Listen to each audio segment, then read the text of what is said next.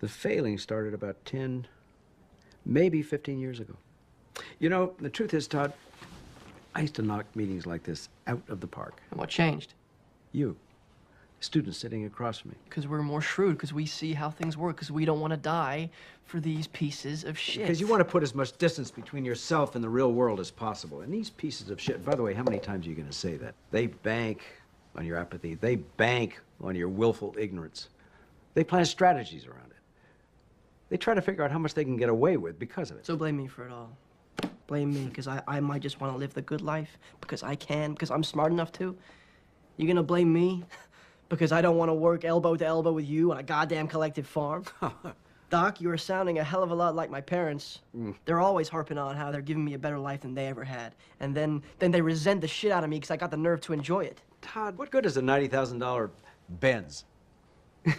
There's not only not enough gas in the tank, but the streets and the highways are decaying to the point of becoming third world. If all your rants about Congress and politics are true, Todd, if things are really bad as you say they are, when thousands of American troops are dead and more are dying every day, probably as we speak, you tell me, how can you enjoy the good life? Rome is burning, son.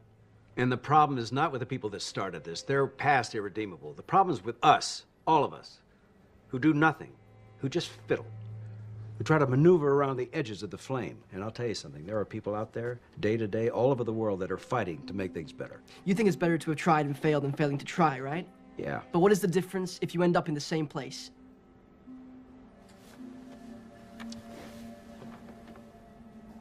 At least you did something.